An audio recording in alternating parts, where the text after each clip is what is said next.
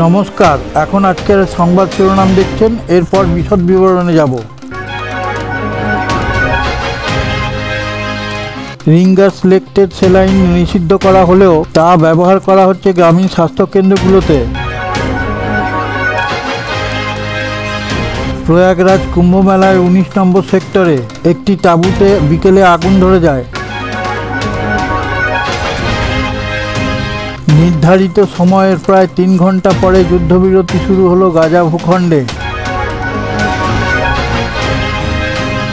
সৈন্য শক্তির দিক থেকে কোন দেশ কতটা শক্তিশালী, 3 নম্বর স্থানটি ধরে রেখেছে ভারত।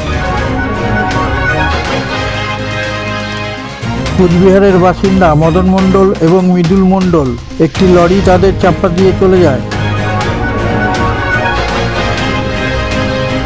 দল নির্বাচনের সময় কোচ গম্ভীরের সঙ্গে মতবিরোধ হয় অধিনায়ক রোহিত ও আগারকারের সঙ্গে। আজকের মুখ্য সংবাদে যাওয়ার আগে আপনার কাছে একটি বিশেষ অনুরোধ, চ্যানেলটিকে সাবস্ক্রাইব করে পাশে থাকা নোটিফিকেশন বেলটি ছুঁয়ে একটা লাইক দিয়ে শেয়ার করে দিন। তাহলে আমরা বিশ্বের নানা প্রান্ত থেকে খবর সংগ্রহ করে আপনাদের সামনে তুলে ধরার অনুপ্রেরণা পাব।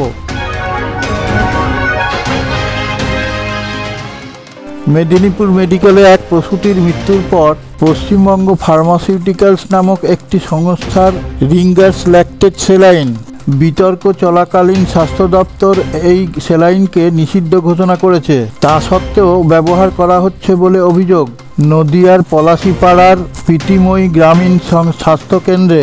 ফলে স্বাভাবিকভাবে প্রশ্ন উঠছে রোগীদের সুরক্ষা নিয়ে। প্রয়াগরাজ কুম্ভ মেলায় 19 নম্বর সেক্টরে একটি তাঁবুতে বিকেলবেলায় আগুন লেগে যায়। নিমেষে সেই আগুন চারিদিকে ছড়িয়ে যেতে থাকে।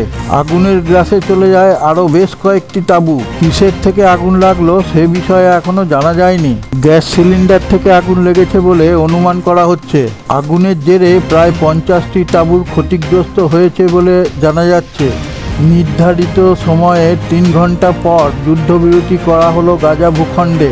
প্রথমে স্থির ছিল গাজার স্থানীয় সময় সকাল 8:30টায় যুদ্ধবিরতি করা হবে।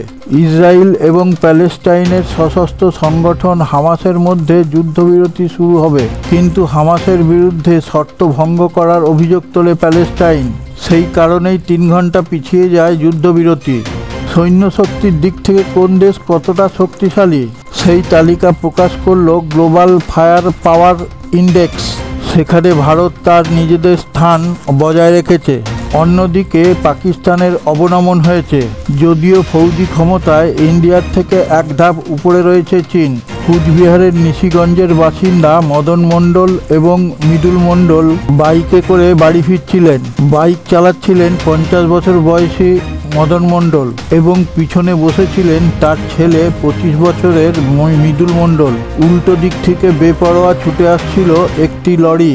নিয়ন্ত্রণ হারিয়ে মদন মণ্ডলের বাইকে ধাক্কা মারে বলে অভিযোগ। তাতে লরির পেছনের চাকায় পিষ্ট হয়ে যান তারা। ঘটনাস্থলেই মৃত্যু হয় তাদের। প্রথমে ঠিক ছিল দুপুর 12:30টায় সাংবাদিক বৈঠক করে চ্যাম্পিয়ন্স ট্রফির দল ঘোষণা করবে ভারত, কিন্তু তা প্রকাশ করে 2:30টার পর। কেন দেরি হলো দল নির্বাচনে? সূত্রের খবর, চ্যাম্পিয়ন্স ট্রফির দল নির্বাচনে কোচ গৌতম গম্ভীরের সঙ্গে মতবিরোধ হয় অধিনায়ক রোহিত শর্মা ও নির্বাচক মণ্ডলের প্রধান আগারকারের সঙ্গে।